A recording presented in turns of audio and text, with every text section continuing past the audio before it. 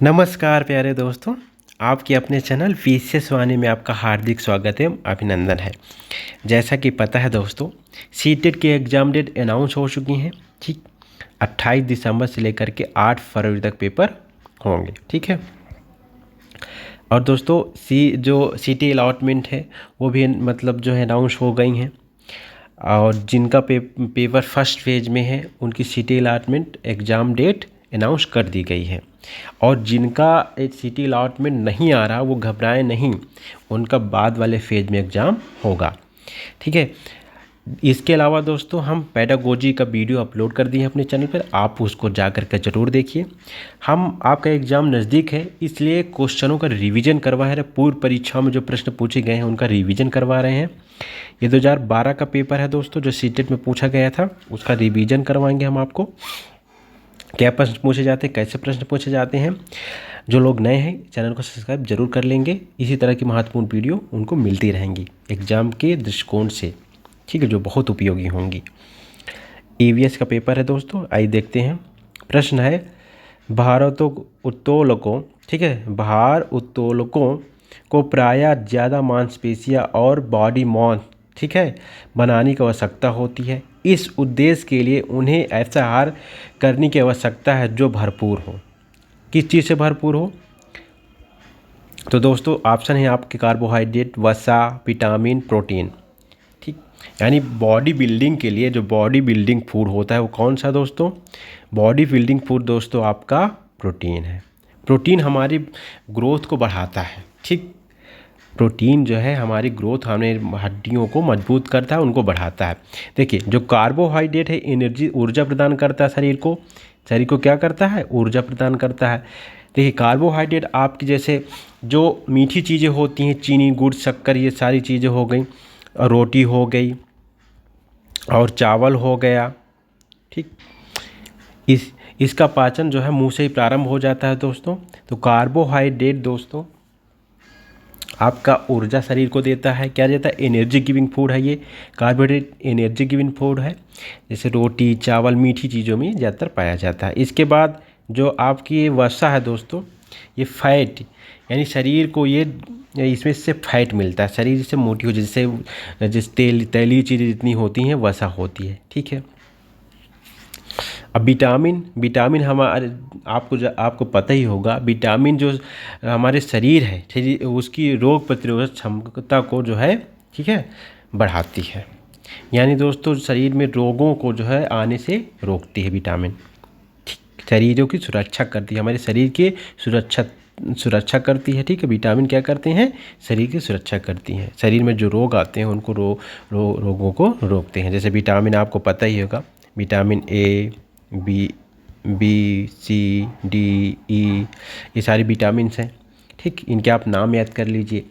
जो वसा में घुलित विटामिन होती हैं, ठीक है, जो पानी में घुलित विटामिन होती हैं, जैसे डब्ल्यू बी सी मतलब दोस्तों वाटर, और बी सी मतलब विटामिन बी, और सी ये वसा में घुलित विटामिन है। ठीक है, आप याद, ट्रिक है आपके लिए, याद कर लीजिए इसको। और बाकी विटामिन जो है वो वसा में घुलित नहीं होती हैं। ठीक, यानी क्वेश्चन पूछा जाता है वसा में घुलित विटामिन कौन सी है, वसा में घुलित विटामिन कौन सी नहीं है। ठीक है, तो विटामिन शरीर को रोगों से बचाती है। अब प्रोटीन जो है हमें शरीर को क्या करती है? ये बॉडी बिल्डिंग फूड है, देती है शरीर को। जैसे कि जो आपकी दाल हो गई, दालों में प्रोटीन पाया जाता है। सबसे ज़्यादा प्रोटीन आपको पता है सोयाबीन में पाया जाता है। ठीक, इन सारी चीज़ें में, ठीक, ये बॉडी बिल्डिंग फूड होती हैं। प्रोटीन हमारे शरीर की ग्रोथ को बढ़ाती है ये। ठीक है, ओके, आगे चलते हैं। रेखा की माँ डैश डैश के लिए रोज़ाना तालाब से लाए फिटकरी में पानी में फिटकरी डालती है। रेखा की माँ डैश डैश के लिए रोज़ाना तालाब से लाए पानी में फिटकरी डालती है। ठीक, यानी तालाब से लाए पानी में जो है फिटकरी डालती है। इसका ऑप्शन है हल्के निलंबित अपद्रवों को अवसादित करने के लिए, कठोर जल को मृदु जल में परिवर्तित करने के लिए, पानी में मौजूद रोगाणु को ख़त्म करने के लिए, पानी को रोग रहित करने के लिए। ठीक, इसका दोस्तों आंसर क्या होगा? इसका आंसर होगा 1। ठीक है, 1। ऑप्शन ए सही होगा। हल्के निलंबित अपद्रवों को अवसादित करने के लिए, आप इसका इंग्लिश भी देख सकते हैं। ठीक, देखिए, सेडिमेंट लाइट सस्पेंडेड इम्प्योरिटीज। ठीक, जो इम्प्योरिटीज आ जाती है यानी मतलब अशुद्धता को ख़त्म। देखिए, फिटकरी डाल करके पानी को शुद्ध किया जाता है, आपको पता ही होगा। पानी को फिटकरी डाल करके शुद्ध किया जाता है, तो हल्के निलंबित अपद्रवों को अवसादित करने के लिए। ठीक है, ये जो उसमें मतलब अपद्रव पड़े हैं, मतलब जो है अशुद्धियां हैं, जो अशुद्धियों को ख़त्म करने के लिए वो फिटकरी डाली जाती है। ओके, आप याद रखिए। आप जब आपको हिंदी ना समझ में आए तो आप इंग्लिश ज़रूर देख लीजिए, उससे सही हो जाएगा। इम्प्योरिटीज़ लिखा है, देखिए इम्प्योरिटीज़ का मतलब होता है जो अशुद्धियाँ, प्योरिटीज़ मतलब शुद्ध और इम्प्योरिटी मतलब अशुद्ध। ठीक है, आगे चलते हैं। खाद्य श्रृंखला की संकल्पना, खाद्य श्रृंखला की संकल्पना को पढ़ाने में विद्यार्थियों की अधिकतम भागीदारिता के लिए निम्नलिखित में से कौन सी शिक्षण व्यूह रचना सबसे प्रभावी होगी? खाद्य श्रृंखला को जो खाद्य श्रृंखला की संकल्पना को पढ़ाने के लिए दोस्तों सबसे अधिक या प्रभावशाली शिक्षण व्यूह रचना कौन सी है? आइए जानते हैं। ऑप्शन है आपके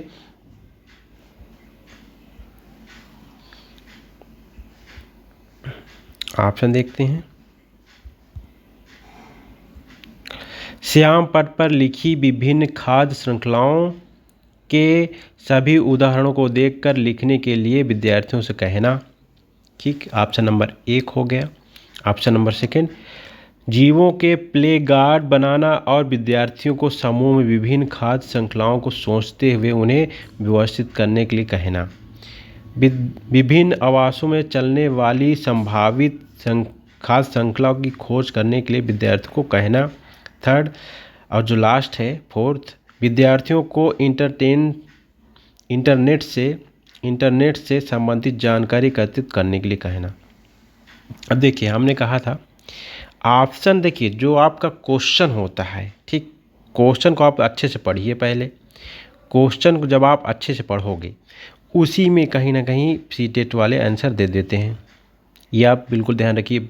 लगभग आप जान लीजिए कि 10-15 क्वेश्चन ऐसे होते हैं जो क्वेश्चन में ही आंसर छुपा होता है, याद रखिएगा। पहले आप खाद्य श्रृंखला की बात समझ लीजिए। देखिए, इंटरनेट की तो इसमें बात हो नहीं रही, तो ये पहले ही कट्टम कुट्टम यानी कट गया, इसको पहले ही आप हटा दीजिए। ओके, श्याम पट पर लिखी विभिन्न खाद्य श्रृंखलाओं के सभी उदाहरण को देखकर लिखने के लिए कहें, ये भी सही नहीं होगा आपका। विभिन्न आवासों में चलने वाली संभावित खाद्य श्रृंखलाओं को खोज की बात तो यहाँ हो ही नहीं रही है। मतलब संकल्पना पढ़ानी है। खाद्य श्रृंखला जो होती है उसकी कैसे, मतलब खाद्य श्रृंखला आप जानते ही हो कैसे चलती है, उसकी संकल्पना समझाने के लिए, ठीक है, आपको मतलब जो है आंसर देना। तो इसका आंसर होगा 2nd, जीवों को प्ले गार्ड्स बनाना। जीवों के प्ले गार्ड्स बनाएंगे तभी, जैसे कि मतलब कि कोई जीव है, जैसे कि सर्प है, ठीक, सांप को चील ने खाया, ठीक, ठीक है, सांप को चील ने खाया और चील को फिर किसी अन्य जानवर ने खाया, फिर उसको अन्य जानवर ने खाया, तो इस तरह खाद्य श्रृंखला चलती रहती है।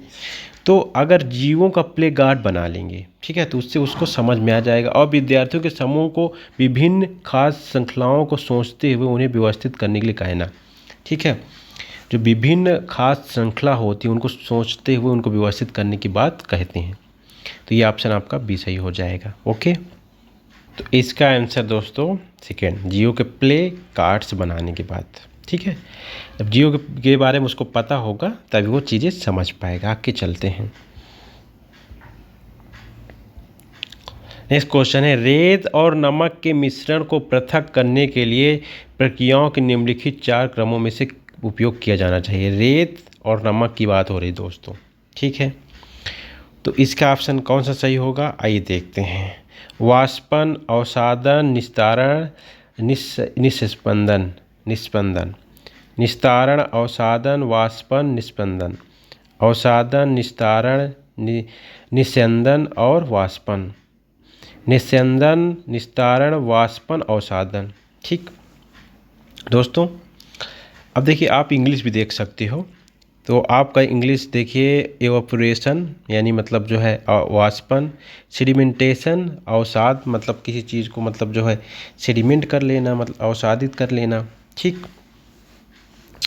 मतलब जमा करने की बात हो रही है, सेडिमेंटेशन जमा करना। और ये निस्तारण का मतलब होता है डिकंटेशन। और फिल्ट्रेशन, निस्यंदन का मतलब फिल्टर करना, ठीक, यानी मतलब जो है जो इसमें अशुद्धियाँ हटा करके और जो है जो प्योरिटी जो होती है दोस्तों, इम्प्योरिटीज़ को हटा करके प्योर बना किसी चीज़ को फिल्टर कर लेना, ये हो गया। ये सारी चीज़ें हैं इसमें। तो पहले इसमें सबसे ज़्यादा क्या ज़रूरी है, रेत और नमक के मिश्रण को पृथक करने के लिए, ठीक। तो इसका जो ऑप्शन होगा दोस्तों, ऑप्शन आपका डी होगा। आप कैसे, पहले हमेशा फिल्टर करेंगे, ठीक है, यानी जो अशुद्धियाँ हैं, ठीक है, उनको अलग करेंगे और उसको पहले शुद्ध करेंगे, फिर निस्तारित करें, डिकंटेशन करेंगे, और फिर वाष्पन की बात होगी और फिर अवसाद, फिर वो जमा हो जाएगा, ठीक, ये सारी चीज़ें आएंगी। तो पहले हमेशा फिल्ट्रेशन की बात होगी, जब रेत और नमक को अलग करेंगे तो पहले उसमें फ़िल्टर करेंगे उनको, ठीक, और इसके बाद निस्तारण करेंगे और फिर वाष्पन तो आप जानते ही हो, मतलब जब पानी का उड़ जाना, ठीक, पानी जो हमारा जो है वाष्पन क्या होता है, वाष्पित हो जाना, जैसे कि जो द्रव का जब गैस बन जाना वही वाष्पन होता है, ठीक, द्रव का गैस के रूप में परिवर्तित हो जाना वाष्पन है। ओके,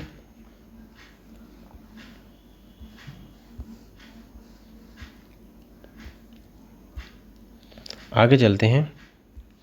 क्वेश्चन नंबर हमारा नेक्स्ट है, एक विज्ञान शिक्षिका श्वसन प्रकरण को पढ़ाने के बाद परीक्षा का आयोजन कराती है और यह देखती है कि अधिकांश विद्यार्थी श्वसन और सांस लेने के बीच अंतर नहीं समझते हैं, जिसके कारण हो सकता है, ठीक है, यानी श्वसन और सांस में अंतर नहीं समझ, श्वसन क्या होता है और सांस लेने का अंतर नहीं समझते, किसके कारण हो सकता है ये। ऑप्शन है आपके, ऑप्शन आपको बताते हैं। वहाँ उनकी कक्षा अध्यापिका नहीं है, वहाँ उनकी कक्षा अध्यापक, पहला, विद्यार्थी प्रश्न को सही तरीके से नहीं समझ सके, नेक्स्ट, शिक्षिका की कक्षा में प्रायः बहुत अनुशासनहीनता रहती है, वहाँ कक्षा में प्रभावी तरीके से संबंधित संकल्पना को व्याख्यायित नहीं कर सकी, ठीक। अब देखिए, यानी श्वसन और सांस लेने के बीच अंतर उनको अगर नहीं पता है तो इसका मतलब श्योर है कि शिक्षिका ने मतलब जो है सही से उसको समझाया नहीं बच्चों को, ठीक। जब अगर बच्चे को सही समझाया जाएगा तो अंतर जरूर वो समझ जाएंगे। तो ऑप्शन आपका डी सही होगा इसका आंसर, ठीक। वहाँ उनकी कक्षा इससे कोई तात्पर्य है ही नहीं है, तो ये ऑप्शन, वो विद्यार्थी प्रश्न को सही तरीके से नहीं समझ पाए हैं, ये भी नहीं, देखिए सांस और श्वसन की बात नहीं है, वो अंतर नहीं समझ पा रहे, क्योंकि ये थोड़ा सा सांस और श्वसन में अंतर लेना टफ बात है, ठीक है, मतलब उनको समझने के लिए कठिन है, इसलिए अगर वो अच्छे से उनको तरीके से समझाती हैं शिक्षिका तो ज़रूर समझ जाएंगे। तो आंसर आपका पॉजिटिव तरीके से ही डी होगा। आगे चलते हैं।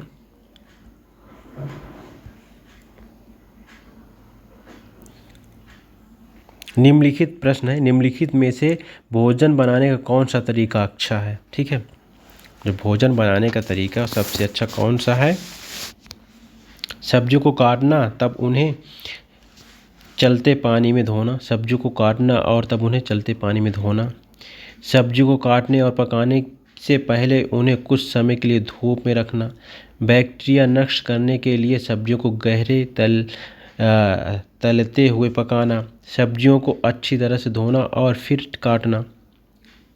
देखिए, इस क्वेश्चन के आंसर बहुत लोग जानते होंगे कि सर्वप्रथम कभी भी सब्जी लाई जाती है तो उसको पहले धुला जाता है और फिर काटा जाता है। सब्जियों को अच्छी तरह से पहले धोना चाहिए और फिर उन्हें काटना चाहिए।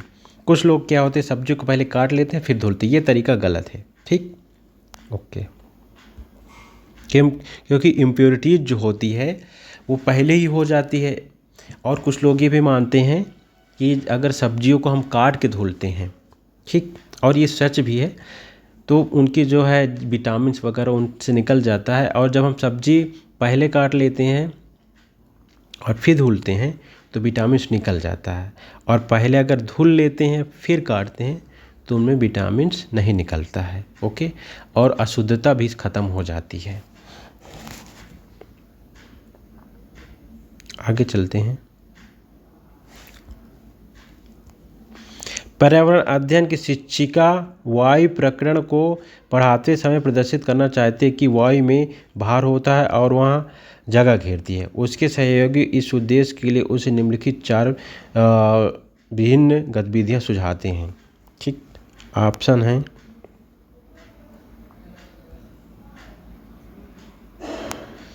खाली उल्टा बीकर पानी की सतह से ऊपर रखें। जो गतिविधियाँ सुझाई जाती हैं 4 भिन्न, वो हैं पहला ये हो गया। दूसरा, एक्स्ट्रा के माध्यम से जूस को खींचना, एक्स्ट्रा।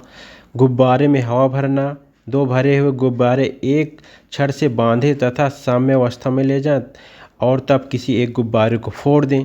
देखिए, आप क्वेश्चन पहले समझिए।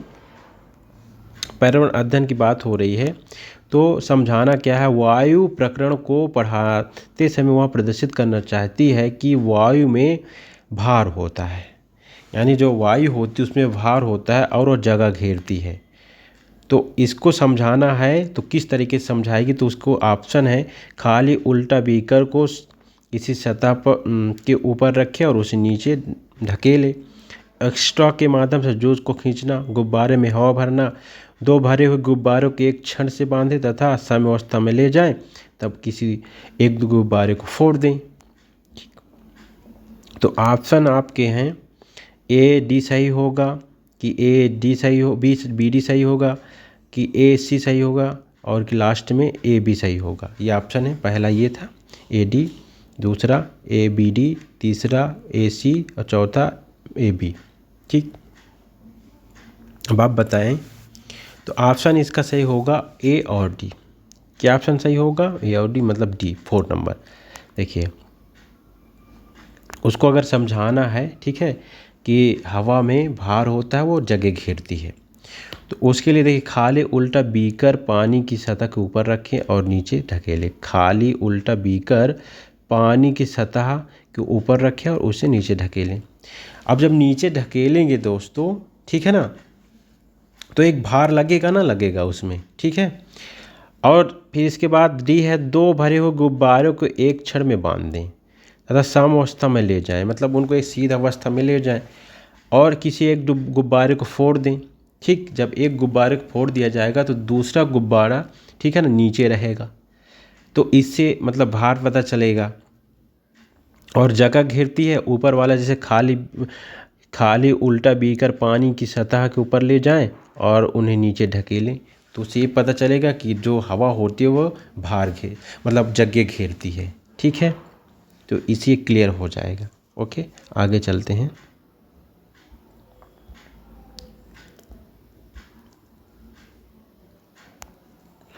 वायु प्रदूषण प्रकरण पढ़ाने के लिए 4 अलग अलग विज्ञान शिक्षक वायु प्रदूषण प्रकरण पढ़ाने के लिए 4 अलग अलग शिक्षक 4 सतह की शिक्षण पद्धतियों का प्रयोग करते हैं। निम्नलिखित में से कौन सी शिक्षण पद्धति ज़्यादा उचित है? ऑप्शन है आपके, वायु प्रदूषण की बात हो रही है, विद्यार्थियों को वायु प्रदूषण वृत्तचित्र दिखाना, विद्यार्थियों से कहना कि वे दीपावली से पहले और बाद में वायु के नमूने इकट्ठा करें और उनकी गुणवत्ता का अध्ययन करते हुए निष्कर्षों को सारणीकृत करें। ऑप्शन नंबर 3 है, विद्यार्थियों को पाठ्य पुस्तक में से प्रकरण का स्वर पठन करने के लिए कहना और संकल्पना शब्दावली का अर्थ स्पष्ट कराना। ठीक, प्रकरण को पूरा करने के बाद अभ्यास में दिए गए सही प्रश्न के उत्तर लिखवाना। अब देखिए, वायु प्रदूषण के प्रकरण को समझाना है, ठीक, तो कैसे समझाएंगे? तो ऑप्शन आपका इसका क्या सही होगा? ऑप्शन बी सही होगा। ठीक, ऑप्शन आपका बी। अब कैसे? विद्यार्थियों से कहना कि वे दीपावली के से पहले बाद में वायु के नमूने इकट्ठा करें, ठीक, और उनकी गुणवत्ता का अध्ययन करते हुए निष्कर्षों को सारणीकृत करें। इससे उनको समझ में आ जाएगा। ओके, दीपावली के टाइम में प्रदूषण ज़्यादा होता है, वायु प्रदूषण, ठीक है। तो इससे उनको ये चीज़ समझ में आ जाएगी। आगे चलते हैं। एक शिक्षिका तनावग्रस्त बच्चे की पहचान कर सकती है जब बच्चा निम्नलिखित व्यवहार प्रदर्शित करता है। नंबर 1, पढ़ाई में पूर्ण एकाग्रता। सेकंड ऑप्शन है बहुत बात करना, हाइपर एक्टिविटी, अति सक्रियता। थर्ड और फोर्थ ऑप्शन है आक्रामक व्यवहार। एक शिक्षिका जो है तनावग्रस्त बच्चे की पहचान कर सकती है। तनावग्रस्त बच्चे की कब पहचान कर पाएगी वो? जब बच्चा निम्नलिखित व्यवहार प्रदर्शित करता है। आपके ऑप्शन है, तो ऑप्शन आपका हो जाएगा सही डी, आक्रामक व्यवहार, ठीक। यानी जब उसका व्यवहार जो है आक्रामक रहेगा, सही नहीं रहेगा, तो इसका मतलब ये है कि वो बच्चा तनावग्रस्त है। ओके। अब देखिए पहला ऑप्शन था पढ़ाई में पूर्ण एकाग्रता, वो तो देखिए बिल्कुल अलग ही है। एकाग्रता में तनावग्रस्त कभी हो ही नहीं सकता, तनावग्रस्त में होगा तो कभी एकाग्र हो ही नहीं पाएगा। बहुत बात करेगा, और व्यक्ति अगर तनाव में है तो बात ज़्यादा नहीं कर पाएगा। ओके। और अति सक्रिय होगा, तब तनाव में व्यक्ति अति सक्रिय रहेगा ही नहीं। यानी जब तनाव में व्यक्ति हमेशा परेशान रहता है, ठीक है, कोई भी बच्चा वो आक्रामक ज़्यादा रहता है, उसका व्यवहार आक्रामक हो जाता है, एग्रेसिव हो जाता है। ओके, आगे चलते हैं। पानी के साथ प्रयोग करते हुए ज्योति यह देखती है कि स्टील की खाली कटोरी पानी पर तैरती है लेकिन लोहे की कील डूब जाती है। इस तथ्य को व्याख्यायित किया जा सकता है। देखिए, जो मतलब देखती है कि स्टील के खाली जो कटोरी तैरती है लेकिन लोहे की एक कील जो है पानी में डूब जाती है। मतलब ये समझाना है तो कैसे समझाएगी, ठीक। यानी एक में क्या होता है, क्षेत्र होता है, एक में क्षेत्र नहीं होता है। या जो स्टील की ये होती है, इसमें जब किसी चीज़ में क्षेत्र ज़्यादा होगा तो डूबेगी नहीं, और जब क्षेत्र कम होगा, ठीक है ना, तो वो डूब जाएगी। आगे देखते हैं ऑप्शन आपके। स्टील की कटोरी पर लगने वाले बल पर उसके भार की तुलना में ज़्यादा है, जबकि लोहे की कील पर लगने वाला बल उसके भार की तुलना में कम है। ऑप्शन नंबर 1 हो गया। ऑप्शन नंबर 2 है लोहे की कील पर लगने वाला बल उसके भार की तुलना में ज़्यादा है, जबकि स्टील की एक कटोरी में लगने वाला भार उसके भार की तुलना में कम है। लौह पानी की तुलना में भारी है और स्टील पानी की तुलना में हल्का है। लौह पानी की तुलना में हल्का है और स्टील पानी की तुलना में भारी है, ठीक। तो ऑप्शन आपका पहला सही होगा। पहला ये है स्टील की कटोरी पर लगने वाला बल उसके भार की तुलना में ज़्यादा है, ठीक। यानी स्टील की कटोरी पर जो बल लग रहा है उसके भार जो उसका जो भार है उसकी तुलना में ज़्यादा है, जबकि लोहे की कील पर लगने वाला बल उसके भार की तुलना में कम है, ठीक। जो उसका भार है, जब उसे बल लगेगा तो उसकी तुलना में उसका भार कम है। जब भार कम रहेगा, ठीक है, तो वो पहले डूब जाएगी। वही क्षेत्र की बात हो रही है। ओके दोस्तों,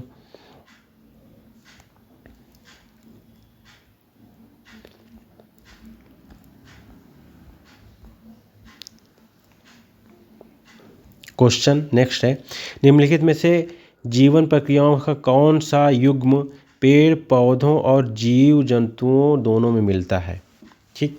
जीवन प्रक्रियाओं का कौन सा युग्म पेड़ पौधों और जीव जंतु दोनों में मिलता है? तो ऑप्शन आपके हैं प्रजनन और भोजन बनना, प्रजनन और अंकुरण, वृद्धि और प्रजनन, और वृद्धि और भोजन। ये ऑप्शन है आपके। तो आंसर क्या होगा? आंसर होगा दोस्तों आपका वृद्धि एवं प्रजनन, आंसर सी होगा, ठीक। देखिए, जो पेड़ पौधे और जीव जंतुओं में दो चीज़ कॉमन होती है, यानी वृद्धि करते हैं, प्रजनन करते हैं। प्रजनन और भोजन बनना अलग अलग होता है। देखिए, प्रजनन तो मतलब सेम होता है दोनों में, लेकिन भोजन बनना मतलब जो है पेड़ में और जीव जंतुओं का अलग होता है। अंकुरण अलग होता है, ठीक। और देखिए ऑप्शन वृद्धि और भोजन ये भी अलग हो गया। तो जहाँ वृद्धि और प्रजनन दोनों है, यानी पेड़ भी वृद्धि करते हैं, जंतु भी वृद्धि करते हैं और प्रजनन भी करते हैं। ये दोनों चीज़ें सेम होगी, बाकी सब अलग हैं, ठीक है। अंजलि की सहेली दांतों में क्षय के से बचने के निम्नलिखित 4 तरीके बताती है। अंजलि की सहेली दांतों में क्षय यानी दांतों मतलब दांत झड़ने से बचने के लिए 4 तरीके बताती है। दिन में 2 बार ब्रश करें, इनेमिल कम ना हो इसके लिए बेसिज बहने, मिठाई, चॉकलेट, कार्बन डाइऑक्साइड युक्त पेय पदार्थ न लें, हर खाने के बाद कुल्ला करें। ठीक है, यानी खाने के बाद कुल्ला करें। आप आंसर क्या होगा कोड के माध्यम से आप बताएं। इसका आंसर होगा ए में सी, डी और ए ऑप्शन सही होंगे, यानी सी, ए, सी और डी। दिन में 2 बार ब्रश करें, ठीक, हर खाने के बाद कुल्ला करें, और जो आपका डी हो गया, इसके बाद ए है, ए हो गया, सी मिठाई, चॉकलेट और कार्बन डाइऑक्साइड युक्त पदार्थ न लें। देखिए चॉकलेट से दांत झड़ते ही हैं, मिठाई से खाने से भी दांत झड़ते हैं, और कार्बन डाइऑक्साइड युक्त पदार्थ से भी दांत झड़ते हैं। अब देखिए इनेमिल क्या होता है, दांत का सबसे मजबूत भाग होता है, यानी शरीर का सबसे मजबूत पदार्थ। ये भी एग्जाम में क्वेश्चन पूछा जाता है, शरीर के दांत में होता है दोस्तों। ये शरीर का सबसे मजबूत पार्ट होता है इनेमिल दोस्तों। ठीक है, आगे चलते हैं। नीचे दिए गए बेन आरेख का अध्ययन कीजिए। जमीन पर रहने वाले जंतु को उसका है, पानी में रहने वाले जंतु ये, और अंडे देने वाले जंतु ये। 3 मतलब गोले हैं, इनको मतलब आपको आंसर देना है। बीच में एक्स है। निम्नलिखित में से कौन से जीव जंतु एक्स में रखे जा सकते हैं। मतलब ये हुआ कि ऐसे जीव जंतु जो ज़मीन में भी रहते हों, पानी में भी रहते हों और अंडे भी देते हों, यानी उभयचर की बात हो रही दोस्तों। ठीक है, तो इनमें से कौन सा ऐसा जंतु है आप बताएं। तो ये जंतु होगा मगरमच्छ। ठीक है, आंसर डी सही होगा। पहला ऑप्शन था ईल, शार्क, मछली। मछली देखिए दोस्तों, ये पानी में केवल रह सकती है। शार्क भी पानी में रह सकती है, शार्क मीन ये पानी में रह सकती है। मगरमच्छ दोस्तों ये पानी में भी रहता है, बाहर भी आ सकता है। ठीक है, और अंडे भी देता है। ओके, आगे चलते हैं। डैश डैश के लिए मछली घर एक्वेरियम में हवा वाला पंप रखा जाता है। हवा वाला पंप रखा जाता है दोस्तों। इसका ऑप्शन है जलीय पौधों को अधिक कार्बन डाइऑक्साइड उपलब्ध कराने के लिए, अधिक ऑक्सीजन को पानी में घोलने के लिए, मछली को शोभा बढ़ाने के लिए। ठीक है, मछली जो एक्वेरियम मछली घर का शोभा बढ़ाने के लिए, पानी को साफ करने के लिए। तो इसका आंसर क्या होगा दोस्तों। इसका आंसर होगा बी। आंसर बी होगा, अधिक ऑक्सीजन को पानी में घोलने के लिए। मछली घर में हवा वाला पंप रखा जाता है इसलिए कि ऑक्सीजन अगर ज़्यादा होगी तो मछलियां जो होंगी उसमें वो मरेंगी नहीं। ठीक है, आपको पता ही है जल का सूत्र होता है H2O। ठीक, यानी हाइड्रोजन और जो ऑक्सीजन मिलकर के जल बनता है। तो उसमें देखिए ज़्यादा से ज़्यादा ऑक्सीजन घुली होती है जल में, जिससे इसके कारण जो है मछलियाँ जो होती हैं उनमें गिल्स होते हैं दोस्त, गिल्स होते हैं। ठीक है, जो गिल्स, जैसे हम लोग जो है सांस फेफड़ों से लेते हैं तो मछलियाँ गिल्स से सांसें लेती हैं। ठीक, तो क्या होता है दोस्तों, जो ऑक्सीजन दोस्तों लेती हैं वो गिल्स के माध्यम से लेती हैं, इसलिए जो है पंप वहाँ रखा जाता है ताकि एक्वेरियम में जो है ऑक्सीजन की कमी ना होने पाए। ओके, आगे चलते हैं।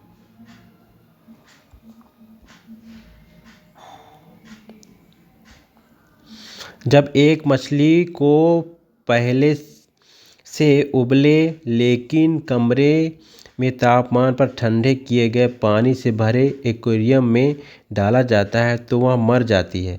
ऐसा इसलिए होता है क्योंकि मछली घर एक्वेरियम का पानी नंबर 1 ऑप्शन है ऑक्सीजन रहित है, मछली द्वारा पीने के योग्य नहीं है, खनिज रहित है, मछली के तैरने योग्य नहीं है। ऑप्शन आपके हो गए। अब इसका आंसर क्या होगा दोस्तों आप बताएं। इसका आंसर होगा सी, खनिज रहित है। अब देखें दोस्तों, आपका क्वेश्चन था कि जब मछली को पहले से उबले लेकिन कमरे के तापमान पर ठंडे किए गए पानी से भरे एक्वेरियम में डाला जाता है, ठीक, तो वह मर जाती है। अब देखिए दोस्तों, खनिज रहित होता है कैसे? जितने भी जीव जंतु जो जल में पाए जाते हैं या जल में रहते हैं, ठीक है, अपने पोषण के लिए वो खनिज पर जो जल में खनिज पाया जाता है उस पर निर्भर होते हैं।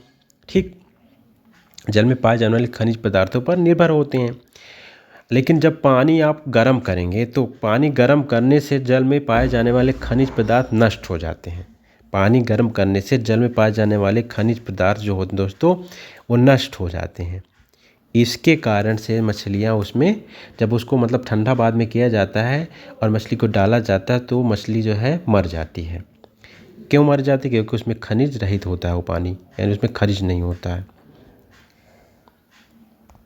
पोषण, निम्नलिखित में से कौन सा चांद की सतह की, नेक्स्ट क्वेश्चन था, निम्नलिखित में से कौन सा चांद की सतह की विशेषताओं के बारे में सबसे अच्छा वर्णन करता है?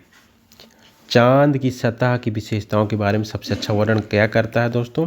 ऑप्शन ए, पानी नहीं है, पर्याप्त हवा, ऊंचे पहाड़, पहला हो गया। सेकेंड ऑप्शन, पानी नहीं, गहरे गहरे गड्ढे हैं, ऊंचे पहाड़ हैं।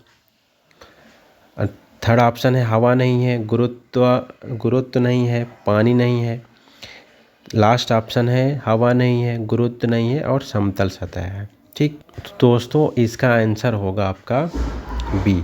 ठीक है, इसका आंसर बी होगा। चांद पर देखो पानी नहीं है, आपको पता ही है, गहरे गड्ढे हैं और पहाड़ हैं वहाँ। चांद पर दोस्तों गहरे गड्ढे और पहाड़ हैं, ओके, और बाकी चीज़ें वहाँ नहीं है। ऑप्शन बी सही होगा। आरती एक पोस्टर पर बीमारी की रोकथाम से संबंधित निम्नलिखित सावधानियाँ पढ़ती है।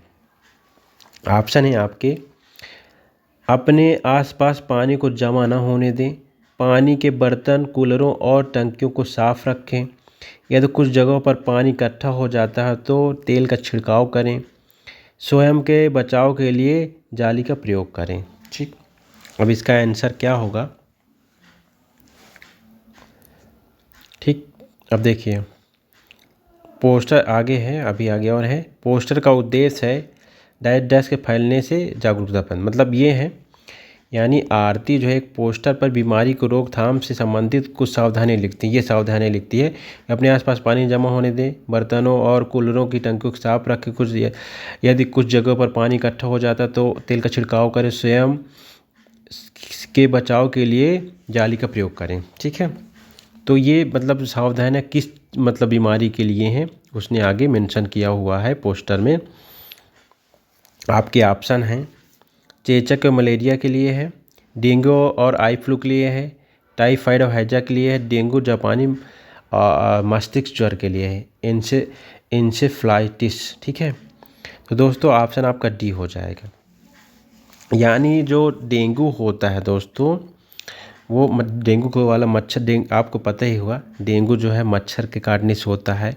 ठीक, आपको बता दें, डेंगू एक इजिप्ट नामक मच्छर से काटने से होता है, इजिप्ट। ठीक है, और जो मलेरिया होती है दोस्तों, वो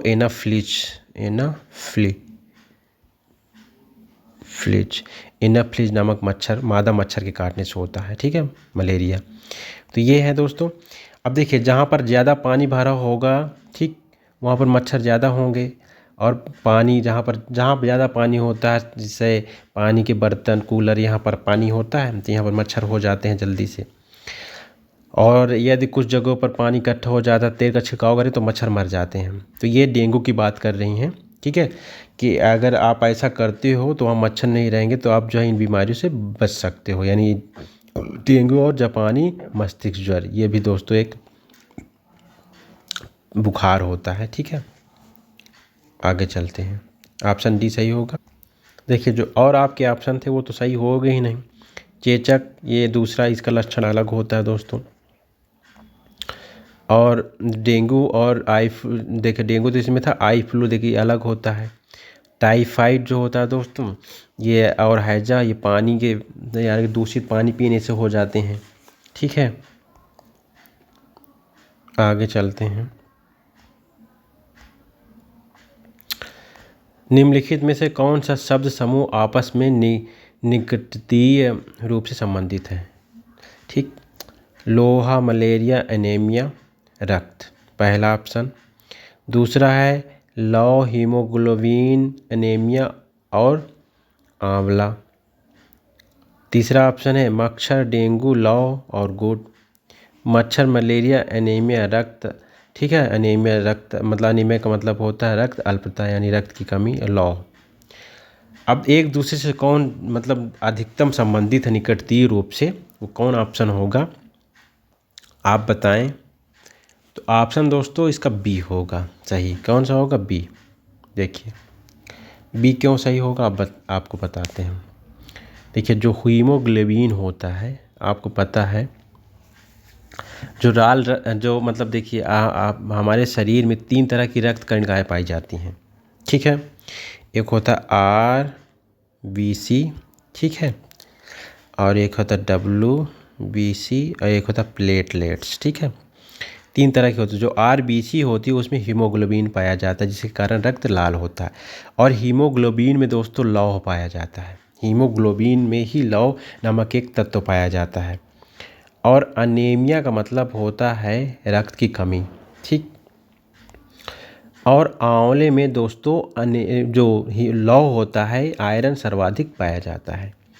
यानी ये एक दूसरे से कहीं ना कहीं संबंधित हैं। मतलब आंवला में जो लौह होता है सर्वाधिक पाया जाता है, और जो लौह होता है दोस्तों हीमोग्लोबिन में होता है, और हीमोग्लोबिन की कमी से अनीमिया रोग हो जाता है। ठीक है, रक्त की कमी से अनीमिया रोग हो जाता है, एक दूसरे से कहीं ना कहीं संबंधित हैं।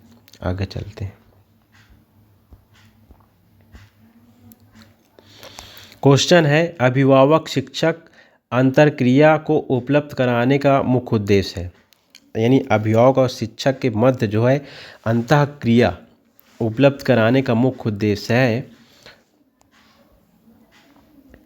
ऑप्शन है पुनर्बलन और सुधार के लिए बच्चों की योग्यता और कमजोरियों के बारे में चर्चा करना। सेकंड ऑप्शन है एक दूसरे के साथ सामाजिक संबंध विकसित करना।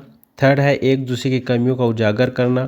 फोर्थ है विद्यालय में हो रहे क्रियाकलापों के बारे में जानकारी साझा करना। ठीक, दोस्तों इसका आंसर सही होगा पहला। ठीक है, यानी देखिए अभिभावक शिक्षक के मध्य अंतःक्रिया तब मतलब का मतलब ये हुआ कि जो बच्चे हैं उनकी कमजोरियों और योग्यताओं के बारे में चर्चा करना। अगर देखिए जो बच्चे होंगे हम अभिभावक से चर्चा करेंगे कि आपका बच्चा ऐसा है, इसमें ये कमियां हैं, आप इसमें इस चीज़ का सुधार करो। ठीक है ना, तो इसी मतलब जो है बातों के लिए हम उसके उनके साथ अंतरक्रिया करेंगे। तो देखिए पुनर्बलन सुधार के लिए बच्चों की योग्यता और कमजोरियों के बारे में चर्चा करना। ठीक, यही अंतःक्रिया करने का मुख्य उद्देश्य होता है। ठीक, ओके, बाकी और कोई उद्देश्य हो नहीं। देखिए उनके बच्चों को हम पढ़ाते हैं, एक दूसरे के साथ सामाजिक संबंध ये तो होएगा नहीं, एक दूसरे की कमियों को उजागर करना ये भी नहीं है, विद्यालय में हो रहे क्रियाकलापों के बारे में जानना ये भी नहीं है। तो मतलब अपने बच्चों के सुधार से संबंधित बातें करेंगे कि इसमें ये योग्यता है, ये कमियां हैं, ताकि वो जो है जो अभिभावक हों अपने बच्चे में सुधार कर सकें उनकी कमियों को देखते हुए। आगे चलते हैं। क्वेश्चन है यह पढ़ाते समय कि कुछ समय के लिए खाद्य पदार्थों को किस तरह ताज़ा रखा जा सकता है। राधा अपनी कक्षा में निम्नलिखित में से अनेक तकनीकों की परिगणना करती है। ठीक है, उसे कटोरी में रखती है तथा कटोरी को एक खुले बर्तन में रख देती है और जिससे वो ठंडा पानी, ठीक है जिसमें ठंडा पानी है उसमें रख देती है। मतलब उसे कटोरी में रखती है तथा कटोरी को एक खुले बर्तन में रख देती है जिसमें ठंडा पानी है। सेकेंड है उसे एक गीले कपड़े में लपेट देती है। नेक्स्ट, उसे धूप में खुला फैला देती हैं, उसे छोटे छोटे टुकड़ों में काटती हैं और अंधेरे में रख देती हैं। ठीक, आगे हैं उपयुक्त तकनीक बी के लिए चाह निम्नलिखित किस खाद्य पदार्थ की ओर संकेत कर रही है। ठीक है, मतलब दोस्तों जो ऊपर लिखा गया है तकनीकी, मतलब ये तकनीकें यानी उसे कटोरी में रखती है और उसको खुले बर्तन में रख देती है, फिर उसे जिसमें ठंडा पानी है, और उसे धूप में खुला फैला देती है, उसे एक गीले कपड़े में लपेट देती है, उसे छोटे छोटे टुकड़ों में काटती है और अंधेरे में रख देती हैं। मतलब ये तकनीकी जो है दोस्तों किसके लिए हैं, ठीक है। ऑप्शन है प्याज लहसुन, लेकिन बी तकनीकी की बात हो रही है यहाँ पर दोस्तों, ठीक है, केवल बी तकनीकी की बात हो रही है। जो जो बी तकनीकी है वो निम्नलिखित किस पदार्थ के लिए, यानी बी का मतलब ये उसे गीले कपड़े में लपेट देती है। जो गीले कपड़े में उसे लपेटेगी तो कौन सी चीज़ है, प्याज लहसुन, हरा धनिया, काजू बर्फ़ी और पके हुए चावल। आंसर क्या होगा दोस्तों, इसका आंसर होगा बी, हरा धनिया, यानी उसे धूप में खुला फैला देती है, ठीक। हरा धनिया दोस्तों उसको धूप में खुला फैला देगी, ठीक है, सूखने के लिए। आगे चलते हैं। कक्षा 5 के विद्यार्थियों को घर्षण प्रकरण पढ़ाते समय शिक्षिका को समझने के लिए अनेक उदाहरण देती है कि घर्षण हमारे लिए कई तरीकों से उपयोगी है। उसके द्वारा दिए गए निम्नलिखित उदाहरणों का कौन सा गलत है। निम्नलिखित उदाहरणों में से कौन सा गलत है दोस्तों। घर्षण के बारे में पढ़ाने के लिए कौन सा उदाहरण गलत है। हमारे जूतों और ज़मीनों के बीच होने वाले घर्षण के कारण ही हम चल पाते हैं। ऊर्ध्वाधर रूप से ऊपर फेंकी गई वस्तु के घर्षण के कारण हमेशा हमारे पास ही वापस आती है। मतलब ऊपर फेंकी गई वस्तु घर्षण के कारण ही हमारे पास वापस आती है। ब्रेक लगाने पर वाहन रुक जाता है। पेन की नोक और पेपर के बीच होने वाले घर्षण के कारण ही हम लिख पाते हैं, ठीक। अब देखिए घर्षण की अवधारणा समझानी है विद्यार्थी को, ठीक। तो कौन सा मतलब जो है तरीका उपयोगी होगा, तो इसका ऑप्शन होगा दोस्तों, इसका ऑप्शन जो सही होगा, देखिए आप ये हमेशा याद रखिए, प्रश्न पढ़िए उसमें गलत बताना है, ठीक है, गलत कौन सा है। ये 4 तरीकों में से कौन घर्षण, ठीक है, घर्षण के बारे में जो गलत है वो कौन सा ऑप्शन है। तो ऑप्शन देखिए साफ साफ भी गलत है, क्योंकि ऊपर गई जो ऊपर फेंकी गई चीज़ें होती हैं जब नीचे आती है तो गुरुत्वाकर्षण बल के कारण आती हैं, ठीक है ना। गुरुत्वाकर्षण का बल एक लगता है दोस्तों, ऊपर से नीचे चीज़ें आती हैं, वो घर्षण के कारण नहीं आता। देखिए हमारे जूतों और ज़मीन के बीच होने वाले घर्षण के कारण हम चल पाते हैं, श्योर सी बात है, घर्षण लगता है तभी उनके मध्य हम चल पाते हैं, ठीक। ये ऑप्शन घर्षण के बारे में सही है। ब्रेक लगने पर वाहन रुक जाता है, ये भी घर्षण के बारे में सही है, घर्षण होता है। पेन की नोक और पेन के बीच होने वाले घर्षण कारण हम लिख पाते हैं, ठीक है। सारी चीज़ों में घर्षण होता है, ठीक है, केवल इसके अलावा बी के अलावा, क्योंकि ऊपर फेंकी गई चीज़ें जब नीचे आती हैं तो वो गुरुत्वाकर्षण बल के कारण आती हैं, ओके।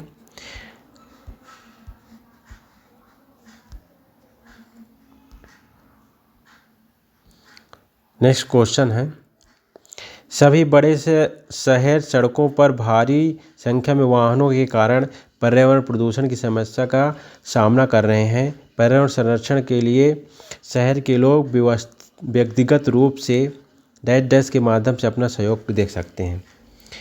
पर्यावरण संरक्षण के लिए, ठीक है, यानी मतलब क्वेश्चन आप पहले अच्छे समझ लीजिए। सभी बड़े शहर सड़कों पर भारी संख्या में वाहनों के कारण पर्यावरण प्रदूषण समस्या झेल रहे हैं, ठीक है।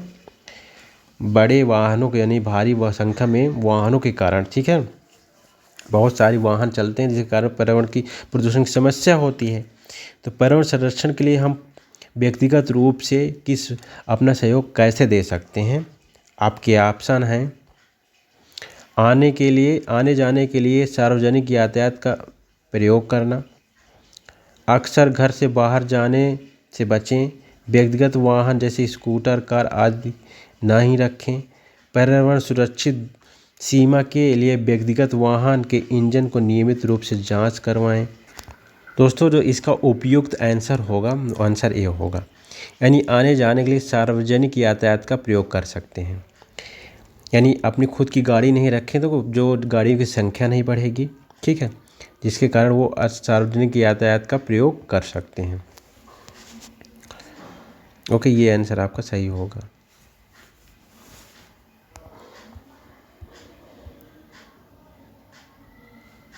क्वेश्चन है कक्षा 5 का समीर अक्सर समय पर पर्यावरण अध्ययन की शिक्षिका के पास दत्त कार्य जमा नहीं करता है। ठीक है, इससे निपटने के सर्वोत्तम सुधारात्मक उपाय हो सकते हैं। दत्त कार्य मतलब जो होमवर्क होता है दोस्तों, वो जमा नहीं करता है, यानी दिया गया कार्य होमवर्क की सारी वो जमा नहीं करता। तो इसके निपटने का तरीका क्या होगा? आपके ऑप्शन हैं, उसे खेल कूद की कक्षा में जाने से रोकना, अनियमितता के कारण पता करना और समीर को परामर्श देना। जो अनियमितता होती है उसका कारण पता करना, उसकी अनियमितता के बारे में अभिभावकों के लिए एक नोट लिखना। ठीक है, अनियमितता के बारे में अभिभावकों के लिए एक नोट लिखना, इस बात के विषय में प्रधानाचार्य को सूचित करना। ठीक, तो आपके हिसाब से इसका आंसर कौन है, कमेंट के माध्यम से बताएं। देखिए दोस्तों, जो सबसे उपयुक्त आंसर होगा अनियमितता के कारण का पता करना और उसे परामर्श देना। देखिए, अगर हम उसको मतलब खेल कूद की कक्षा में जाने से रोकेंगे पहले, तो ऐसे में बच्चा बिगड़ जाएगा। ठीक है, पहले आप मतलब देखिए कि क्या कारण है जिससे वो दत्त कार्य को कर नहीं रहा है, दिए गए कार्य को कर नहीं रहा, जमा नहीं कर रहा है। और अगर वो कुछ गलतियां कर रहा है तो हम उसको आप समझा सकते हैं। ठीक है, डायरेक्ट ना उसको तो हम मारने लग सकते हैं, ना किसी कार्य से रोकेंगे।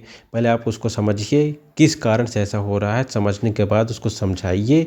अगर नहीं समझता है तब फिर आगे की कार्रवाई होती हैं। ठीक है, लेकिन पहले सर्वप्रथम ये सारी चीज़ें होती हैं, परामर्श देना, उसको समझाना, और बच्चा ज़रूर समझेगा। आगे चलते हैं।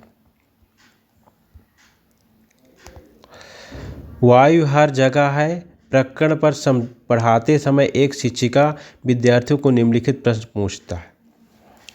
ठीक, वायु हर जगह है प्रकरण को पढ़ाते समय एक शिक्षक विद्यार्थियों से निम्नलिखित प्रश्न पूछता है। क्या मृदा वायु में है? क्या मृदा में वायु है? क्या पानी के अंदर वायु है? क्या हमारे शरीर में वायु है? क्या हमारी हड्डियों में वायु है?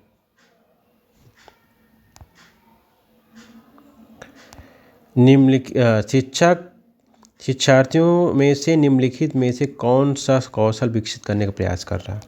मतलब ये सारी चीज़ें कर रहा है, तो मतलब कौन सा वो जो कौशल विकसित कर रहा है? आपके ऑप्शन है चिंतन कौशल, संवेगात्मक कौशल, अवलोकन कौशल, वर्गीकरण कौशल। तो आपके आंसर होंगे दोस्तों अवलोकन कौशल। देखिए, वायु हर जगह है। ठीक है, अब देखिए हर जगह की वायु की बात हो रही है, तो अब वो प्रश्न पूछता है क्या मृदा में वायु है, यानी मिट्टी में क्या वायु है? क्या पानी के अंदर वायु है? क्या हमारे शरीर में वायु है? क्या हड्डियों में वायु है? तो मतलब एक तरह का अवलोकन वो विकसित कर रहा है बच्चे में। मतलब देखिए, बच्चा चीज़ों को देखेगा और समझेगा, इसके बाद वो आंसर देगा। जैसे कि वो देखेगा कि मृदा में वायु है कि नहीं है, समझेगा, उस चीज़ को अवलोकित करेगा।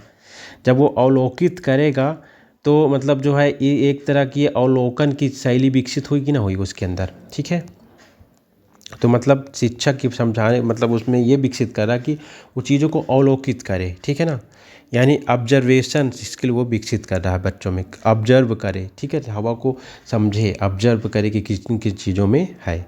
ठीक है,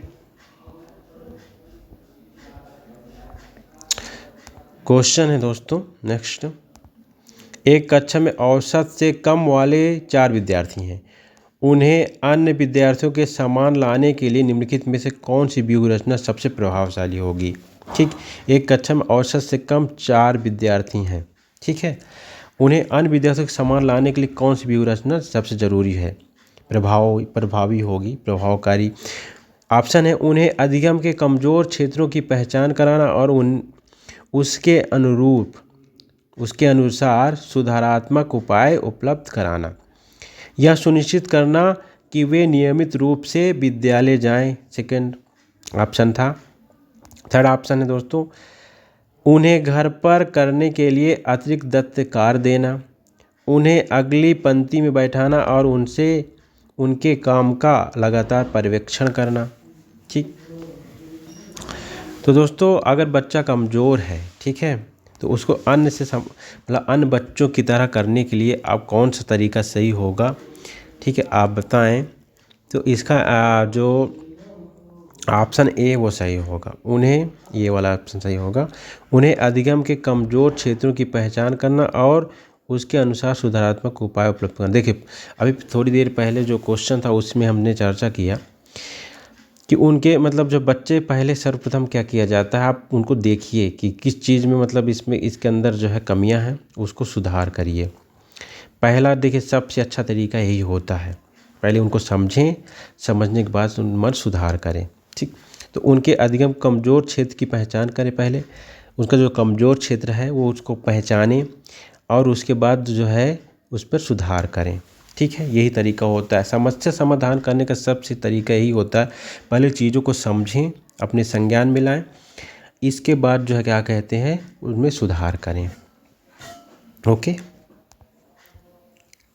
अब देखिए और तो ऑप्शन सही हो ही नहीं सकते थे। यह सुनिश्चित करना कि वो नियमित रूप से विद्यालय आ रहे हैं कि नहीं आ रहे, ये इससे कोई संबंध नहीं है। उन्हें घर पर करने के लिए अतिरिक्त कार्य दोगे तब भी मतलब जो समझ नहीं पाएंगे, उसी तरह रहेंगे।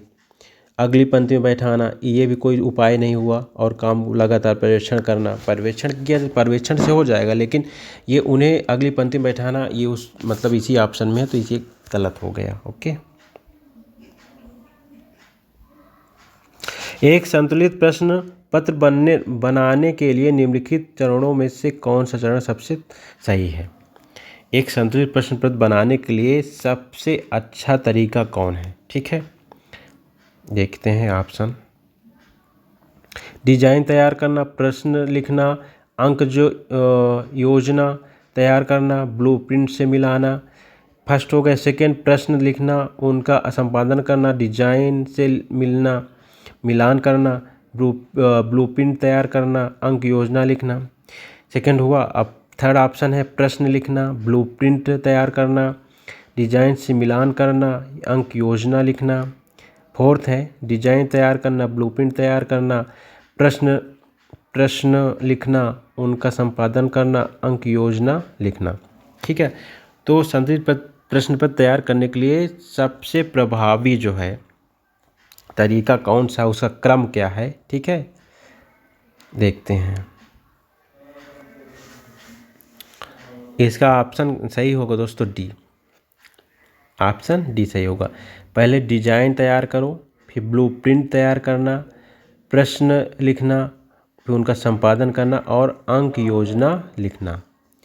अंक योजना बाद में ही लिखी जाती है, आप हमेशा याद रखिएगा। पहले हमेशा डिजाइन की बात होती है, पहले आप डिजाइन तैयार करोगे, फिर ब्लूप्रिंट एक नक्शा टाइप, ठीक है, उसका तैयार करो। फिर प्रश्न, जब ये सारी ब्लूप्रिंट बन जाएगा उसका, तभी तो उसमें आप प्रश्न लिखोगे।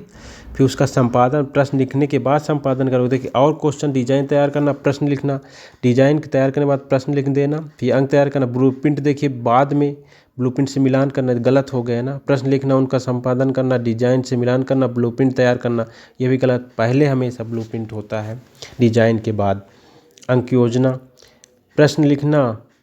प्रश्न लिखना पहले हम प्रश्न कैसे लिख सकते हैं ना, जब तक ब्लूप्रिंट ही नहीं होगा उसका। ओके, तो ये क्वेश्चन गलत।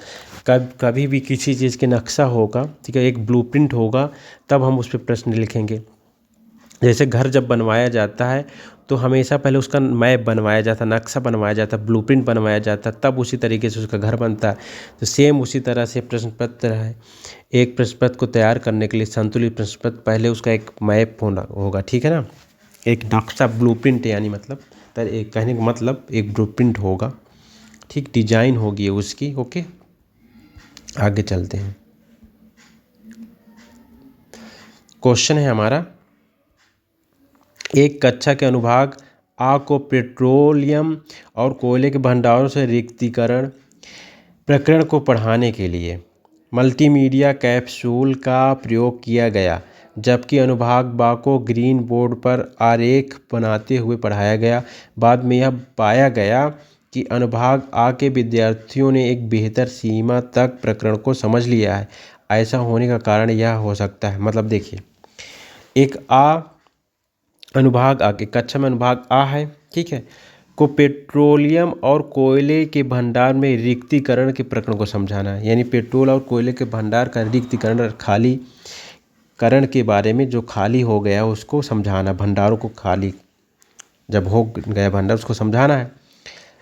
और पढ़ाने के लिए मल्टीमीडिया कैप्सूल का प्रयोग किया गया था, मतलब आ में, यानी कोयले और पेट्रोलियम और कोयले के भंडार का जो रिक्त हो गए हैं भंडार, उनको समझाने के लिए मल्टीमीडिया कैप्सूल का प्रयोग किया गया है। जो दूसरा है, ग्रीन बोर्ड पर आरेख को बनाते हुए पढ़ाया गया। दूसरे अनुभाग में ग्रीन बोर्ड पर आरेख, ठीक है, बनाते हुए पढ़ाया गया। बाद में यह पाया गया कि अनुभाग आ के विद्यार्थियों ने एक बेहतर सीमा तक प्रकरण को समझ लिया है। ऐसा किस लिए, मतलब ए वालों ने अच्छे से समझ लिया है और मल्टीमीडिया कैप्सूल से, ठीक है ना। और आरेख बनाते हुए बी में पढ़ाया गया था ग्रीन बोर्ड के माध्यम से, वो लोग नहीं समझ पाए। तो क्या कारण है, देखते हैं ऑप्शन। बहु उपागम दैनिक जीवन स्थितियों के अधिक नज़दीक हैं। मल्टीमीडिया सामग्रियों का प्रयोग अपेक्षाकृत अधिक मितव्ययी है। दृश्य श्रव्य सामग्रियाँ बेहतर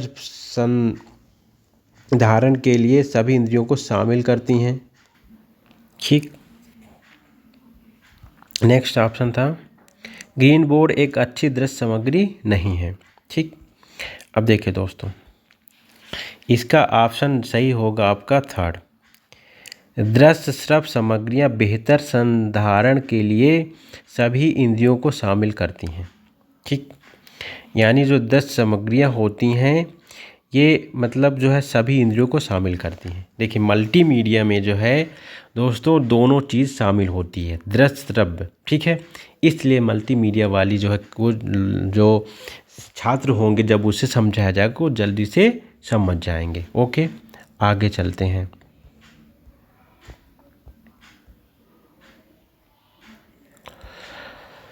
कक्षा में पोषण, क्वेश्चन है, कक्षा में पोषण प्रकरण का परिचय अधिक प्रभावी तरीके से देने के लिए एक शिक्षक को, कक्षा में पोषण प्रकरण की बात हो रही, पोषण के बारे में समझाना है, ठीक है।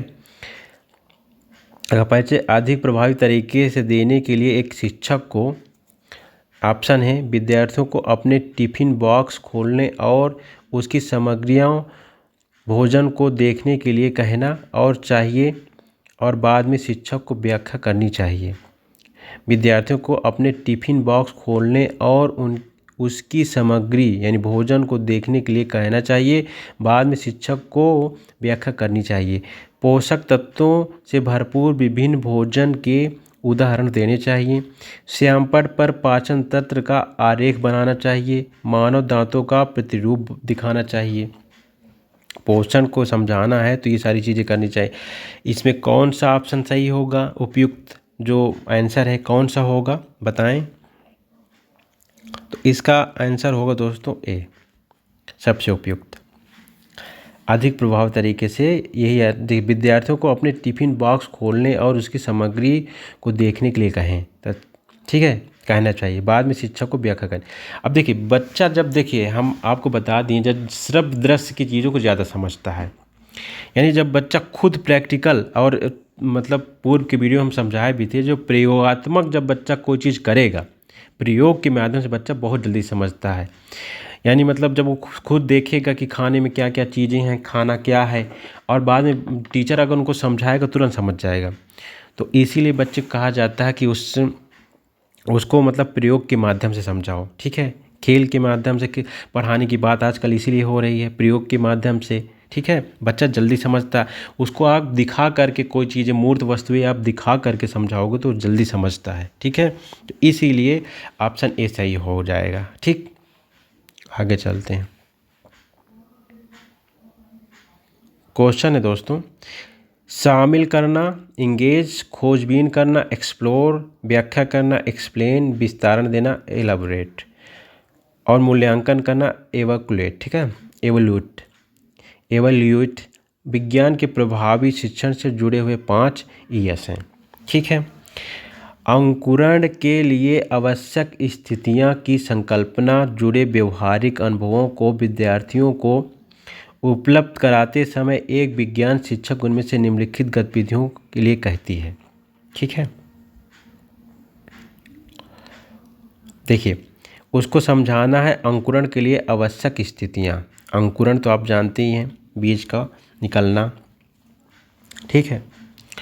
अंकुरित करना मतलब जो है जब बीज मतलब निकलता है, ठीक है ना, वो उसमें मतलब जो है पेड़ आ जाता है, प्लांट्स उग आता है, अंकुरित हो जाता है ना।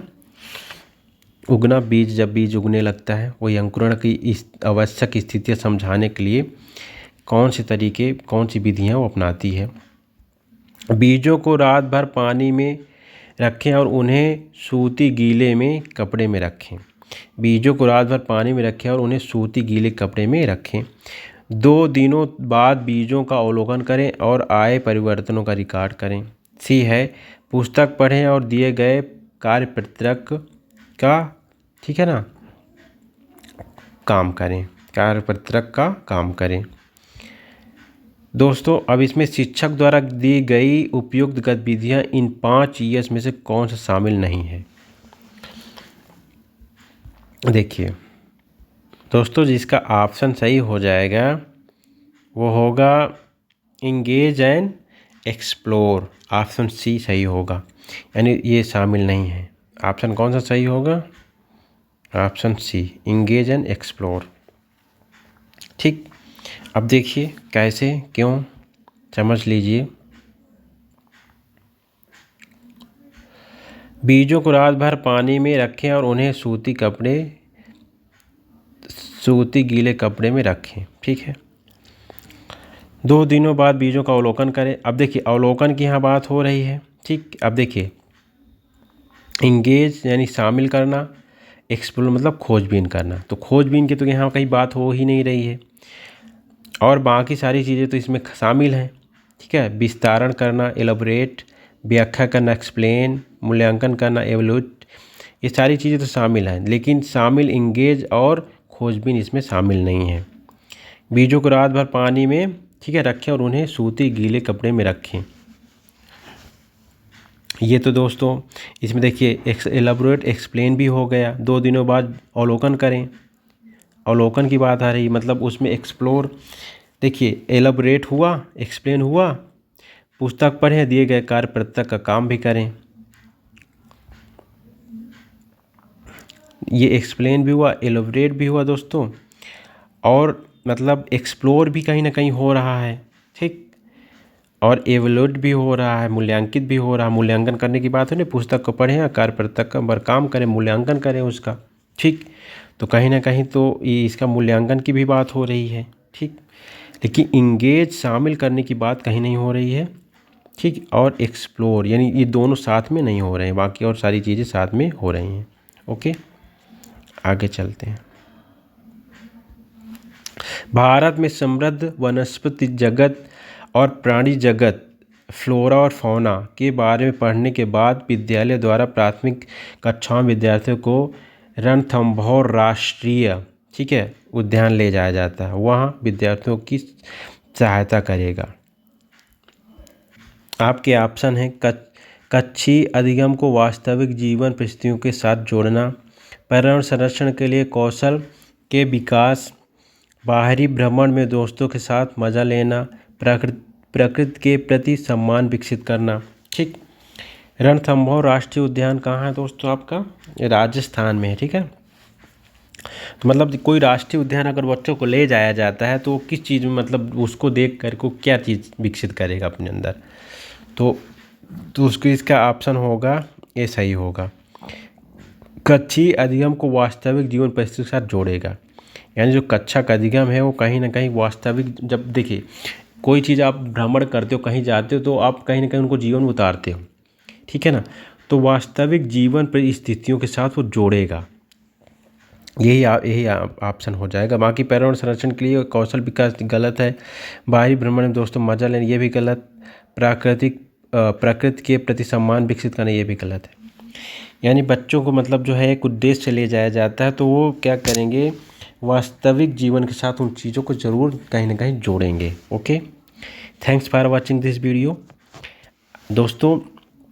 इसके अलावा हमने पेडागोजी की एक वीडियो अपलोड कर दी है, और आपके एग्ज़ाम के पहले हम पूरा प्रैक्टिस जो है 2022 तक के जितने पेपर होंगे उनका सारा प्रैक्टिस करवा देंगे। और अलग से जो वीडियो महत्वपूर्ण है, जैसे कि जो मनोवैज्ञानिक हुए थे जिनसे बहुत सारे प्रश्न पूछे, जीन पियाजे, स्किनर हो गए, ठीक है, और पावलाव हो गए, थॉर्नडाइक हो गए, इनसे सारे बहुत प्रश्न बनते हैं, तो इनसे संबंधित अलग से एक पृथक वीडियो बनाया जाएगा। अब हमारे चैनल पर बने रहिए और चैनल को सब्सक्राइब कर लीजिए।